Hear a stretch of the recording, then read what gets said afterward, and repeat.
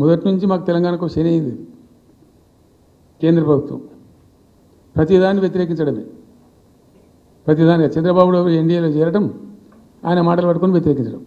అక్కడ ప్రభుత్వం నిలబెట్టుకోవాలి కాబట్టి ఎంతకైనా దిగజారి ఆయన మాట పట్టుకొని డిపిఆర్ను వాపసు పంపించారండి. డిపిఆర్ వాపసు వస్తే భూమి ఆకాశం ఒకటి చేయాలా రాష్ట్ర ప్రభుత్వం? ఎంత లొల్లి చేయాలా? సహజం, రాజకీయాల్లో గెలుపులు ఉంటాయి, ఓటములు ఉంటాయి, ప్రభుత్వాల మార్పిళ్ళు ఉంటాయి, జరుగుతాయి. కానీ ఎంత తెలుగు తక్కువ దద్దమ్మ ప్రభుత్వం వచ్చినా, నెక్స్ట్ సక్సెసివ్ గవర్నమెంట్ ఎవరు వచ్చినా రాష్ట్ర ప్రయోజనం కదా ఒక ప్రాజెక్ట్ అంటే.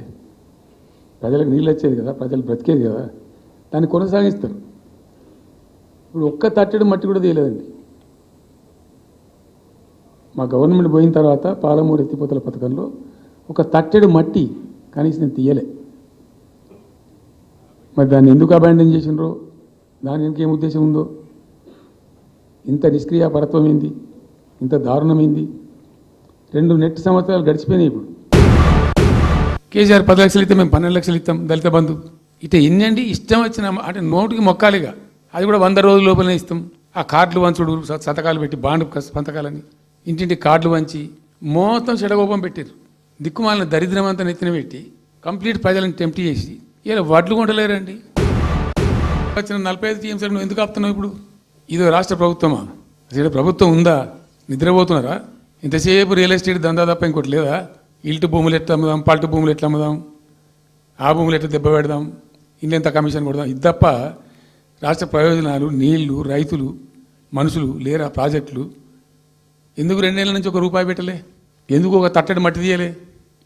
ఎవరు నిరోధించింది మిమ్మల్ని? ఎవరు అడ్డుపడ్డారు మీకు? ఎవరు కట్టేసారు మీ కాలను?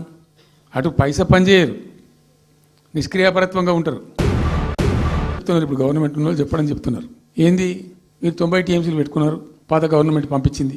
ఒకటి డిపిఆర్ తిప్పి పంపించారు, దాని మీద సడి లేదు, సప్పుడు లేదు, లుల్లి లేదు, లుకాండం లేదు. తల ఊగుతున్నారు. ఎందుకు తల ఊగుతున్నారు? రాష్ట్ర ప్రయోజనాలు కాపాడడానికి లేకపోతే, రాష్ట్రానికి వచ్చిన నీళ్ళని కూడా కాపాడే స్థితి లేకపోతే ఇదేం దద్దమ్మ ప్రభుత్వం? ఇంత చేతగాని ప్రభుత్వం ఉంటే ఎట్లా? నోరు లేని ప్రభుత్వం ఉంటే ఎట్లా? పెద్ద నోరు పెట్టుకొని పెద్ద గడబడి చేయాలి కదా. ఒక 10 టీఎంసీలు పోతేనే ఒక్కొక్క రాష్ట్రం ఎక్కడ దగ్గర పోయి కొట్లాడతారు. అడ్డమైన హామీలన్నీ ఇచ్చి నీకు చేసాదగాక కేవలం రాజకీయ అధికారమే మా లక్ష్యం అనే పద్ధతిలో ఇచ్చి ఇలా ప్రజలను వంచి అటు రైతాంగాన్ని నడిపిస్తున్నారు, పేద ప్రజలు నడిపిస్తున్నారు, పేద విద్యార్థులు నడిపిస్తున్నారు, రిటైర్డ్ ఎంప్లాయీస్ నడిపిస్తున్నారు. పచ్చి అబద్ధాలు.